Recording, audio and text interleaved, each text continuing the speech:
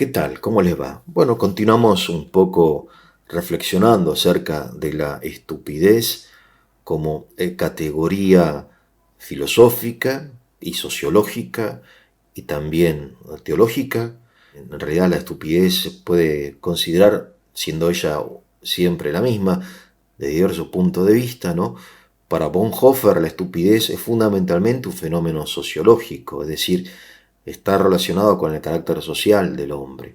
Robinson Crusoe en su isla no podía ser estúpido porque vivía solo. Entonces la cultura de masas, hablamos del culto a la personalidad, hablamos de la dictadura también, y cómo es importante entender la vida interior como vida íntima, ¿no? El diálogo íntimo con uno mismo y para los creyentes, ¿no?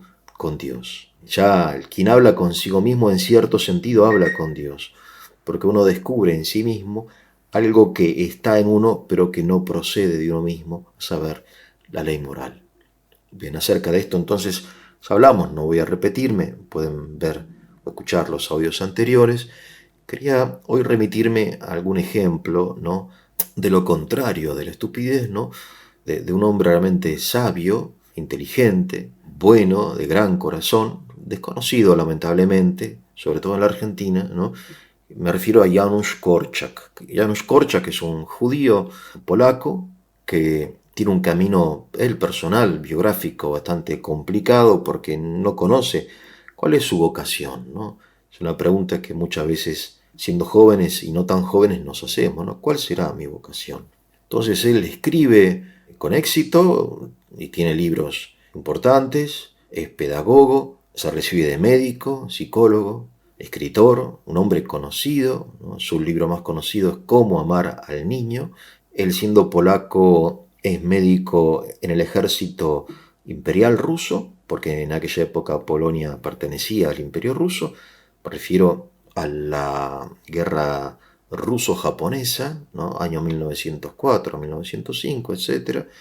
Participa como médico de campaña, pero bueno, sigue como buscándose y finalmente se da cuenta que su vocación son los niños. Entonces él es director de un orfanato católico, siendo el judío, fíjense qué interesante como hecho también histórico, como en aquella época, antes de los años 30, ¿no? No existía el antisemitismo que después va a surgir, ¿no? Con toda su fuerza, con el nacionalsocialismo, ¿no? Entonces, cuando los alemanes ocupan Varsovia, Polonia, Varsovia, ¿no? Se divide, ustedes saben, era un pacto secreto, Alemania y la Unión Soviética se divide en Polonia, si la mitad es para la Unión Soviética, la otra mitad para Alemania. Los judíos son encerrados en un gueto. Korczak entonces va al gueto, y esto ya es interesante. Le ofrecen a él quedarse afuera porque es tan famoso su nombre que no es buena publicidad para el gobierno de la ocupación que Korczak esté en el gueto. Korczak, sin embargo, entra en el gueto y construye o abre, ¿no? Organiza un orfanato dentro del gueto de Varsovia. Korczak es el director del gueto de Varsovia. Los amigos de Korczak, que están polacos, que están fuera del gueto, buscan librarlo, ¿no? Es decir, se introducen al gueto de noche, en fin, toda una historia de misterio, de espionaje. Vamos, vamos, Janusz, no, él dice, no, yo me quedo con mis niños. Lo quieren sacar del gueto. Finalmente, cuando la decisión final, ¿no? La solución final, es decir, el exterminio físico de los judíos del gueto de Varsovia, Korczak va marchando con sus niños hasta el tren que lo van a llevar a Treblinka, que es un campo de concentración donde los 190 y pico de niños van a ser asesinados, ¿no? Cámara de gas. Entonces, en el andén de la estación, ¿no? Cuando los niños llegan al andén y suben al tren, ¿no? Repito, son casi 200 niños, un oficial alemán lo reconoce, porque repito, era un hombre famoso. Dice, yo leí sus libros, ¿no? Se los leí también a mis hijos porque son libros muy lindos. Entonces, por favor, yo aquí le doy un pase, es decir, no vaya, está libre, ¿no? Lo dejamos libre, en fin.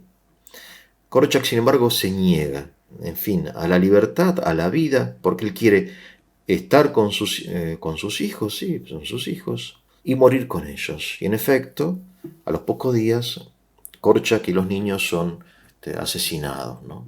Alguien le dijo, usted se compromete demasiado con sus enfermos y con sus niños. Y él dice, yo no conozco otra manera.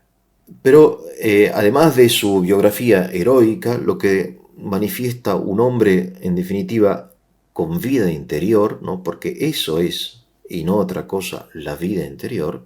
Además de eso, él crea un auténtico nuevo sistema pedagógico, porque la pedagogía hasta la mitad del siglo XX era una pedagogía fundada en el premio y en el castigo, ¿no? Si te portás bien, te premio.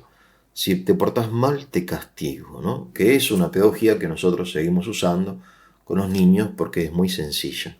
Pero Korczak descubre algo que quizás sabíamos, ¿no? Y que siempre supimos, pero que no hemos prestado atención lo suficiente, es que el niño no es un adulto, no es el proyecto de un adulto, sino que la niñez tiene sentido en sí mismo.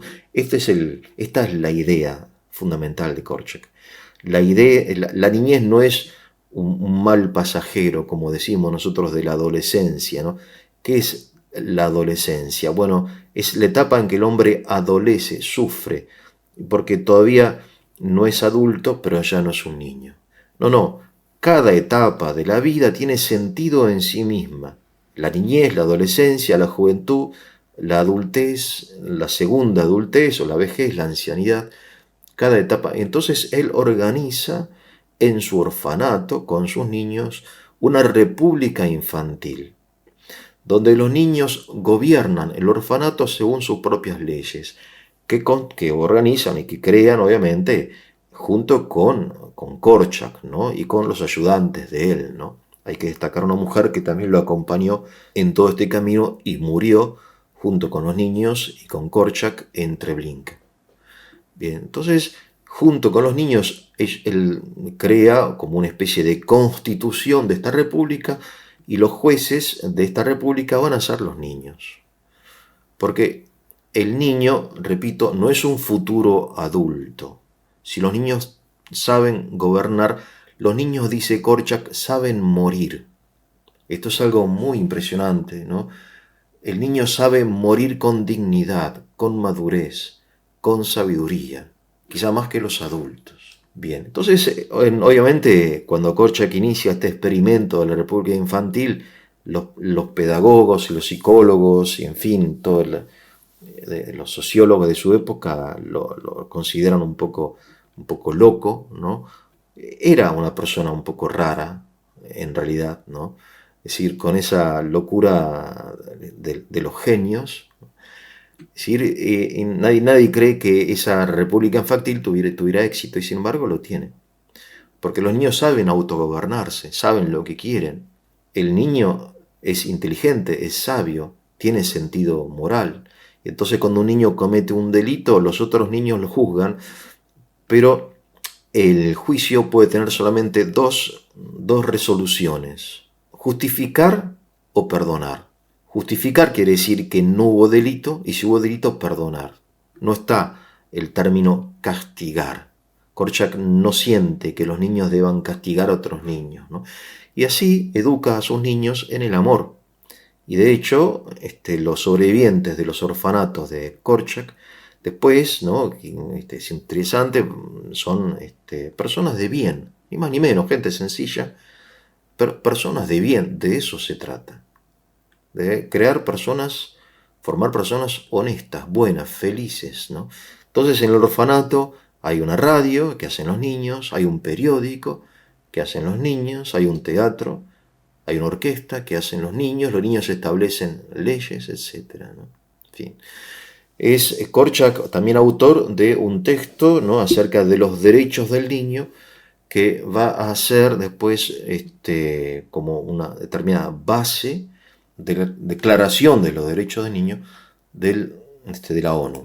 Entonces Korczak es un ejemplo de cómo se puede conservar la persona en una sociedad de masas, dentro de una dictadura, ¿no?, de la locura del culto a la personalidad, y a la ideología, en este caso del nacionalsocialismo, ¿no? Es interesante, quería recordarlo, ¿no? Como un héroe, un ejemplo, un paradigma de nuestra época. Y si fue de su utilidad, les voy a pedir que le pongan el like, quizás se suscriban al canal, compartan sus videos para su difusión. Con esto me despido, que tengan un muy buen día.